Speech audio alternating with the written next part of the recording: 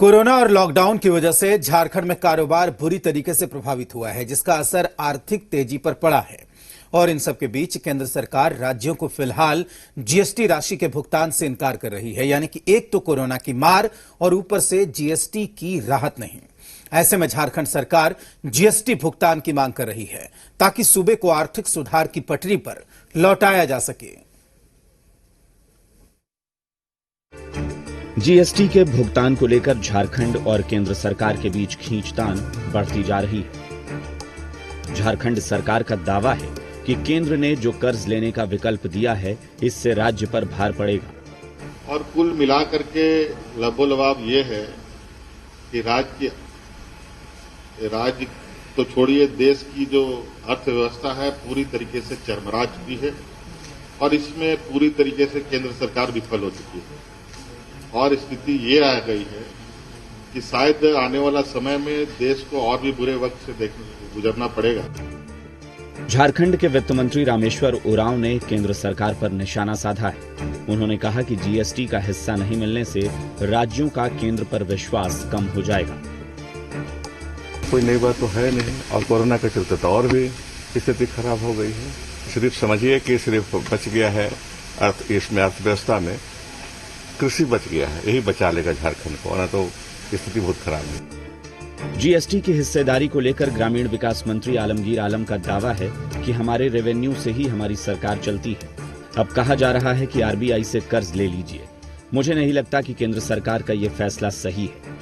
वहीं झारखंड मुक्ति मोर्चा महासचिव सुप्रियो भट्टाचार्य की दलील है कि हम उत्पादक राज्य हैं, खपत करने वाले नहीं हैं। ऐसे में जीएसटी राशि का भुगतान नहीं होने पर राज्य चलेगा कैसे?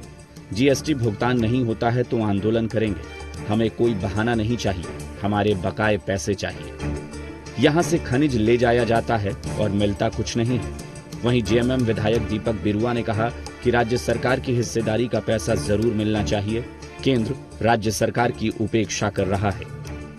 अब जो पैसा हमारा ही नाम का, हमारे टैक्सेस से उनको मिला है, अब वो बोलता पैसा आरबीआई से आप कर्जा में ले लीजिए। मुझे नहीं लगता है कि ये जो सरकार की, जो भारत सरकार की जो उन्होंने फैसला लिया है वो गलत फैसला है। हमारा पैसा है, हमें लौटा। हमने तो बजट के पहले श्वेत पत्र जारी किया है कि पूरा खजाना खाली करके चल गए हैं रघुवर जी। शर्म आनी चाहिए बीजेपी के लोगों को इस तरह की बातें करते हुए। देख ले अपना इतिहास, हम चाहते हैं उस बात को फिर से। तो इसको लोग राजनीतिक रूप से भी मूल्यांकन करते हैं और ये लगता है कि माने भारत सरकार का राज्य सरकार के साथ उपेक्षा करने का भी आरोप लग सकता है। इसलिए समय रहते सबसे सर्वोपरि पब्लिक है, इसलिए पब्लिक के हित में ये हिस्सा राज्य सरकार को अवलंब जो है ना दिया जाना चाहिए। झारखंड सरकार जीएसटी राशि के भुगतान पर अड़ी है। वहीं झारखंड सरकार के मांग पर बीजेपी ने पलटवार किया है। बीजेपी सांसद महेश पोद्दार की दलील है कि कोरोना संक्रमण के दौरान आर्थिक गतिविधियां रुक सी गई हैं, इसलिए केंद्र सरकार ने फिलहाल जीएसटी की हिस्सेदारी नहीं देने की बात कही है। जब हालात सामान्य हो जाएंगे तो 1-2 महीने में फिर जीएसटी की हिस्सेदारी राज्यों को दी जाएगी।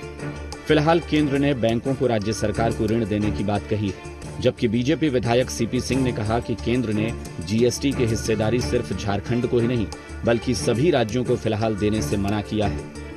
आर्थिक गतिविधि पर ब्रेक लगा हुआ है, केंद्र सरकार की भी मजबूरी है। ये कोष इतने हैं कि अगले कुछ महीने तक तो राज्य का खर्चा सब कुछ चल सकता है और 2-4 महीने आगे केंद्र भी देने को तैयार है और स्थिति भी सामान्य हो जाएगी। राज्य का कलेक्शन, अपने इंटरनल रेवेन्यू भी उनके आने लग जाएंगे। सवाल यहाँ पर है कि काम तो कुछ कर नहीं रहे, सिर्फ पैसा हाय पैसा की बात करते हैं। अरे भैया, जितना पैसा आपके पास है, आपने अभी तक उस पैसे का क्या सदुपयोग किया? आपको जनता को यह भी बताना चाहिए।